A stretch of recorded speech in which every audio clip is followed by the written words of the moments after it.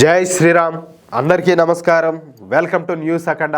నేను మీ కస్తూరి శ్రీధర్. మిత్రులారా, బంగ్లాదేశ్కు చెందినటువంటి విద్యార్థి నాయకులు ఒక సంచలనమైనటువంటి నిర్ణయం అయితే తీసుకున్నారంట. సరే, ఇంతకు ఆ నిర్ణయం ఏందో ఈ న్యూస్ ద్వారా చెప్పే ప్రయత్నం చేస్తా, ఓకేనా?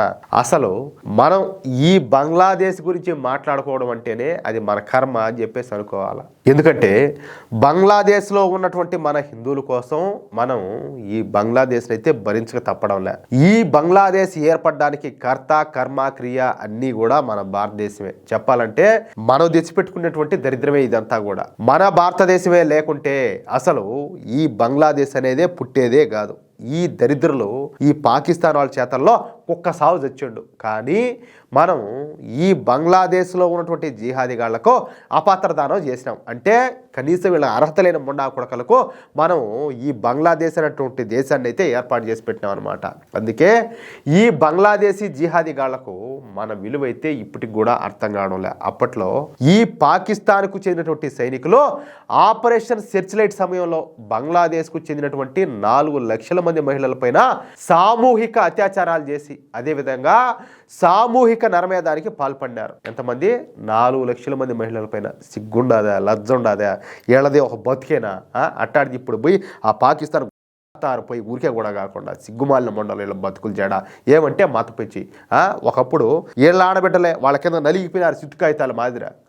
వీళ్ళ వాళ్ళు ఊచకోతలు పోసారు. అయ్యో కుయ్యో మర్రో బాబో మేము తట్టుకోలేకున్నాము, వాళ్ళు మళ్ళీ బతకనిచ్చేటకలేరు, మా ఆడబిడ్డలు అయితే నలిపేస్తారు అని చెప్పేసి కాళ్ళు వచ్చి పట్టుకుంటే ఏదే మన సైన్యం పోయి ప్రాణత్యాగాలు చేసి వాళ్ళకి దేశాన్ని ఏర్పాటు చేయించాయి. ఇప్పుడు మన మీదనే విషయం కక్కుతారు ఈ నీతిమాలి కుక్కలు. వీళ్ళ బతుకు చేయడా. వీళ్ళది ఒక బతుకు, వీళ్ళది ఒక జాతి అంటే వీళ్ళదే.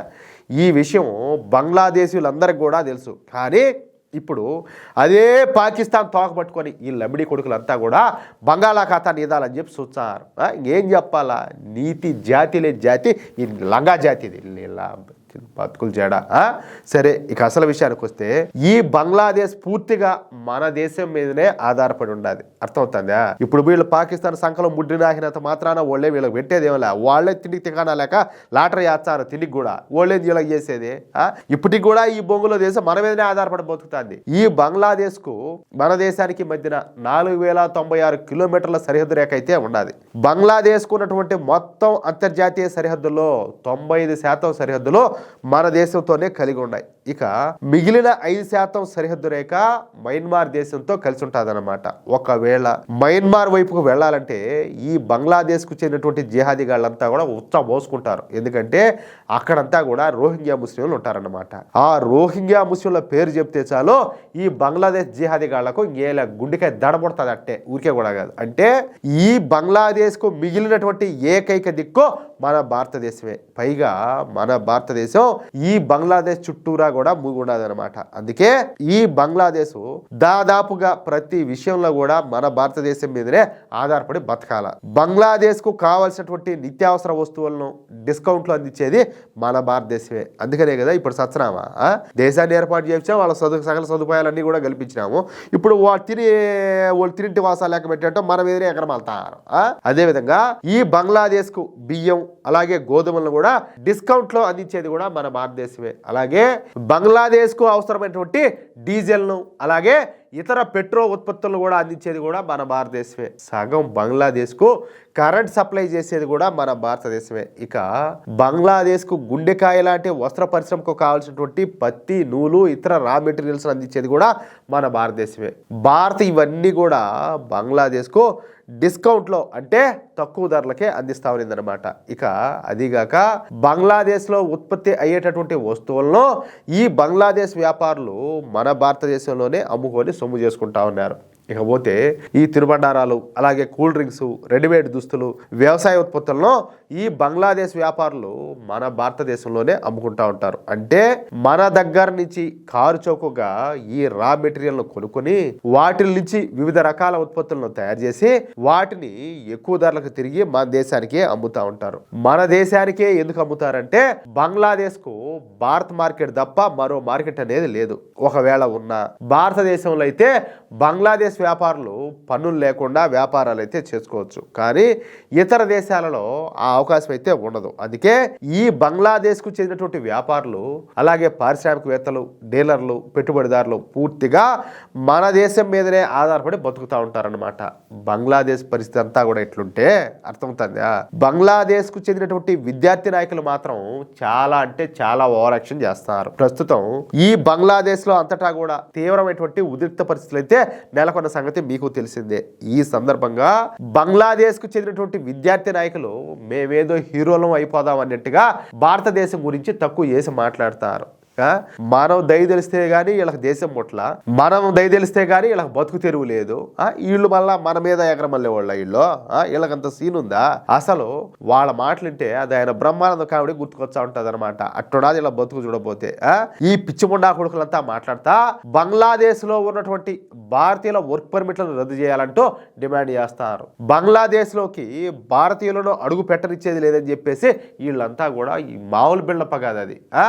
బంగ్లాదేశ్లో అడుగు పెట్టేటటువంటి అర్హత భారతీయులకు లేదంటూ పందుల్లాగా రచ్చరచ్చ వేస్తారు. ఒరే బుద్ధి మాకు లేదురా స్వామి, నిజంగా ఒక్కోసారి ఏలా మన ప్రభుత్వం మీదనే నాకు అసహ్యం వేస్తుంది. ఏమంత అవసరమో అంటాలి. ఇదిగో ఈ అతి మంచితనానికి పోయే సంఖ్య నాకుతాంది. మనం ఊరికే కూడా కాదు, 1 కోటి మంది హిందువులు ఉన్నారని చెప్పి పోయి వాళ్ళకి ఇది ఎంత వేస్తారా, ఎత్తి పెడతారా? వాడు 1 కోటి మంది ఉన్నారని చెప్పి ఆలోచన చేస్తారు. అంతకు మించి కాదు, కనీసం ఎన్ని కోట్ల మంది ఉంటారో కూడా తెలియదు. ఈ బంగ్లాదేశ్ వాళ్ళంతా కూడా మన దేశంలో వచ్చి 10 కుక్కలు మారి పడి తింటారు, ఇక్కడ బొత్తారు, స్వేచ్ఛగా బొత్తారు. చేతలు అయితే ముందు 7 దబ్బాల బయటికి కుక్కలు తన్ని తరవాలంటే ఆడుండేవాడు వస్తారియా, అవసరమైతే వచ్చారు.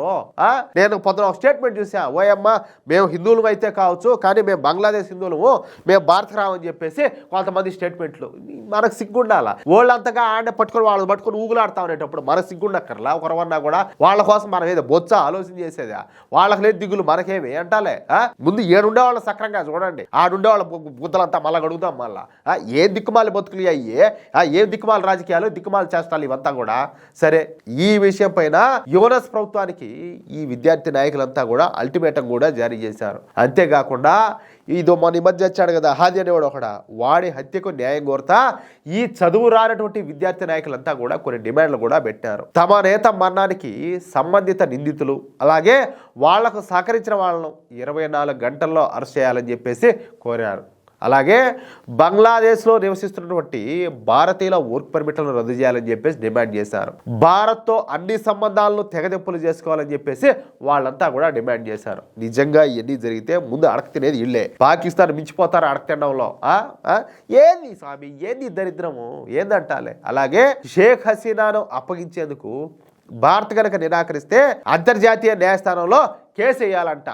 చూడండి ఈ కథ చూడండి. అంతేకాకుండా సోమవారం రోజున ఢాకాలో భారీ ఎత్తున నిరసనలు అయితే నిర్వహించారు. ఇప్పుడు ఈ చదువు రానటువంటి ఈ నికృష్ట విద్యార్థి నాయకులను చూసి ప్రపంచ దేశాలన్నీ కూడా నవ్వుకుంటున్నాయి. ఎందుకంటే ఒకవేళ వాళ్ళ డిమాండ్లు కనుక బంగ్లాదేశ్ ప్రభుత్వం ఒప్పుకుంటే వచ్చే నెల ఈ పార్టీకే ఇదే విద్యార్థి సంఘాల నాయకులు బొచ్చులు పట్టుకొని ఏలా ఈ బంగ్లాదేశ్ వీధుల్లో అడుగు తింటా కనపడతారు. అర్థమవుతుందా?